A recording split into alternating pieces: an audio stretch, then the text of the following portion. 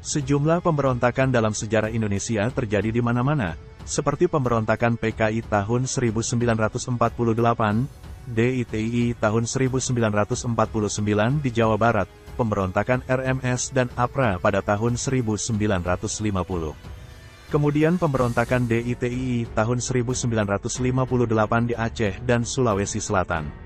Seperti dikutip dari buku Maijen, Purn, TNI Kiflan Zen, Dari Fitnah ke Fitnah, Selasa, tanggal 23 Agustus tahun 2022, puncak pemberontakan terjadi pada tahun 1959 sampai 1962 oleh PRRI, Permesta, dan Gestapo, PKI tahun 1965. Berikut penjelasan sejumlah pemberontakan dalam sejarah Indonesia, yang dirangkum Sindo News. 1.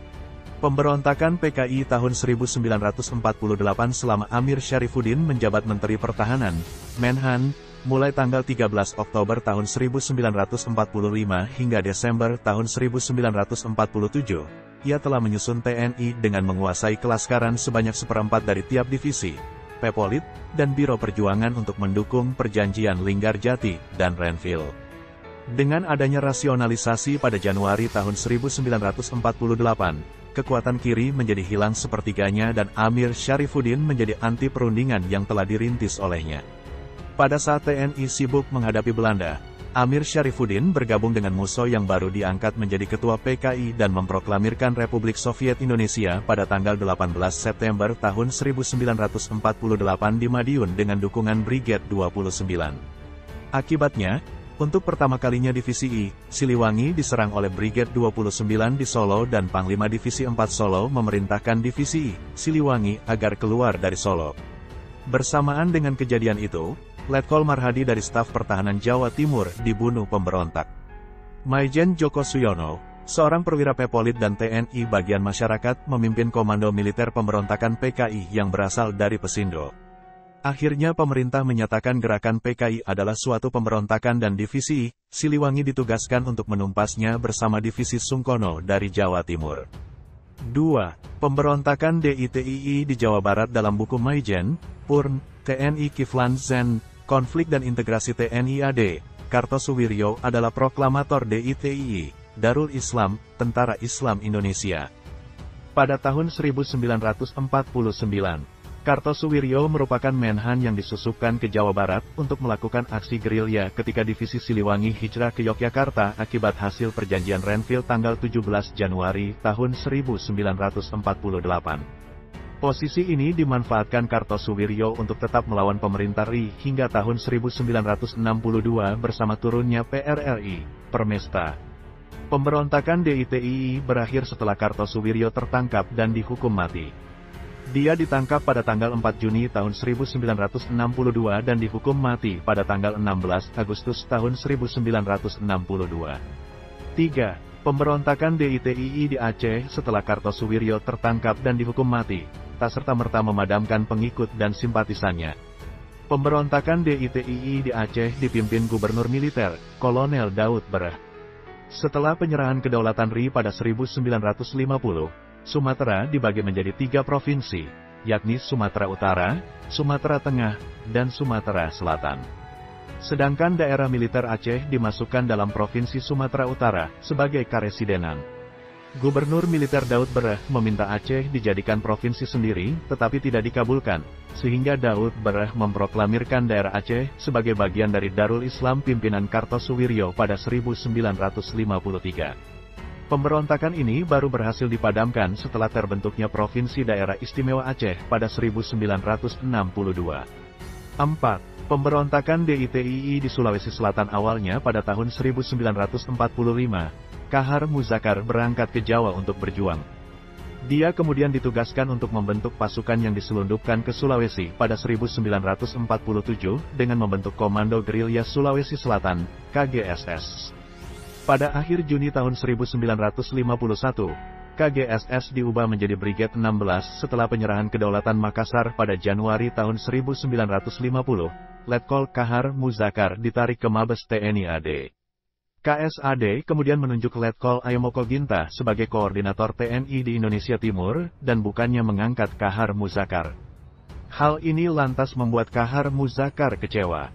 Pemerintah negara Indonesia Timur bersama bekas KNIL menolak pimpinan Letkol Ahemoko Ginta dan terjadilah pemberontakan yang dipimpin oleh Kapten Andi Aziz, bekas KNI. Hal lain yang melatari pemberontakan Kahar Muzakar adalah ditolaknya permintaan KGSS agar diterima secara penuh dalam satu brigade. Kolonel Kawilarang hanya bersedia menerima bekas prajurit KGSS yang tergabung Brigade 16 sebagai perorangan dan yang diterima hanya 200 orang. Kahar Muzakar merasa dilecehkan, ia melakukan pemberontakan dan mendeklarasikan bergabung dengan DITI Kartosuwiryo pada tanggal 15 September tahun 1952. Dia tertembak oleh prajurit Siliwangi di Luwu pada tanggal 3 Februari tahun 1965. 5. Pemberontakan DITI di Kalimantan Selatan. Ibnu Hajar yang bernama asli Haderi adalah seorang pejuang yang aktif melawan Belanda dan memimpin satuan gerilya di daerah Kandangan. Kemudian bergabung dalam ALRI Divisi 4 dengan pangkat Letnan II. Karena rasionalisasi yang tidak memuaskan pada 1948, Ibnu Hajar melakukan pembelotan pada awal 1950 dan kemudian bergabung dengan Darul Islam serta melakukan perlawanan hingga Juli tahun 1963. Ibnu Hajar menyerah dan ditangkap pada September tahun 1963. Dia kemudian dijatuhi hukuman mati pada Maret tahun 1965. 6. Pemberontakan Republik Maluku Selatan, RMS. Gerakan RMS ini diproklamasikan pada tanggal 25 April tahun 1950 dan Dr. Chris Soumokil mengklaim sebagai presidennya. Tujuan utama gerakan RMS adalah mendirikan negara merdeka dengan pemerintahan sendiri yang berdaulat. Pembangkangan RMS ditumpas oleh tentara RI dan pemimpin pemberontak, Soumokil, ditangkap diseram pada tanggal 2 Desember tahun 1962. Soumokil diadili di pengadilan militer di Jakarta, dijatuhi hukum mati dan dieksekusi pada tanggal 12 April tahun 1966. 7. Pemberontakan APRA ini merupakan salah satu peristiwa yang terjadi pada masa revolusi kemerdekaan Indonesia. Gerakan pemberontakan ini dipimpin oleh Raymond Pierre Westerling yang merupakan tokoh militer Belanda. APRA merupakan kepanjangan dari Angkatan Perang Ratu Adil yang berdasar dari mitologi ramalan Jayabaya, yang berarti seorang pemimpin hendak bertindak adil dan bijaksana bagi rakyatnya. Sikap keras terhadap pemberontakan PRRI. Latar belakang munculnya gerakan pemberontakan ini bermula di Bandung, pada tanggal 23 Januari tahun 1950, karena hendak dibubarkannya negara bagian bentukan Belanda di RIS, Republik Indonesia Serikat, yang kembali bersatu dengan Republik Indonesia. Pemberontakan APRA ini juga beralasan untuk mempertahankan negara Pasundan demi melindungi aset ekonomi kolonial yang ada di wilayah tersebut. 8. Pemberontakan PRRI, Permesta Perlawanan PRRI, Permesta pecah di Sumatera dan Sulawesi. Setelah naiknya kembali Jenderal Ah Nasution sebagai KSAD, ia kemudian mengangkat Kolonel Gatot Subroto yang sepaham dengannya menggantikan Kolonel Zulkifli Lubis sebagai wakil KSAD. Sementara Nasution menginginkan adanya keseimbangan untuk mengatasi pro dan kontra peristiwa 1952. Pergantian ini ternyata kontraproduktif karena menimbulkan perlawanan lagi. Untuk mengatasi konflik ini, diadakan musyawarah perwira yang diadakan di Yogyakarta dengan membentuk Dewan Militer. Soekarno tidak mau memberikan konsensi apalagi terhadap tuntutan agar Hatta kembali berperan. Akibatnya pada Februari tahun 1958, Letkol Ahmad Hussein, Kolonel Zulkifli Lubis, Kolonel Simbolon, dan Kolonel Dahlan Jambek diberhentikan dari tentara karena berpihak pada rencana gerakan melawan pemerintah pusat. Pada tanggal 15 Februari tahun 1958 kemudian diproklamasikan Pemerintah Revolusioner Republik Indonesia, PRRI, dengan Perdana Menteri Syafruddin Prawira Negara. Proklamasi PRRI ini kemudian didukung oleh resimen di Sumatera Barat, Tapanuli, dan Sulawesi Utara. Soekarno dengan dukungan KUAR PKI bersikap keras terhadap pemberontakan PRRI, Permesta. Jenderal Ah Nasution kemudian mengerahkan resimen para komando Angkatan Darat, RPKAD, sekarang Kopassus. Karena kurang kuatnya dukungan internasional, pemberontakan PRRI, Permesta dapat ditumpas. Pemerintah memberikan amnesti dan abolisi kepada mereka yang menyerahkan diri sebelum tanggal 5 Oktober tahun 1909. Pemberontakan Gestapo, PKI tahun 1965 PKI dengan dibantu oleh para perwira yang telah dibinanya, seperti Brigjen Suparjo, Maijen Pranoto, Kolonel Latif, Letkol Untung dan lainnya, menciptakan kondisi seolah-olah terdapat Dewan Jenderal yang dipimpin Letjen Ahmad Yani dan stafnya untuk mengkudeta Presiden Soekarno.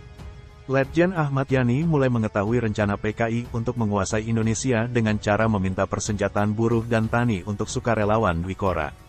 Ahmad Yani juga menunjukkan ketidaksenangannya terhadap PKI juga tak menerima konsep Nasakom, nasionalis, agama, dan komunis.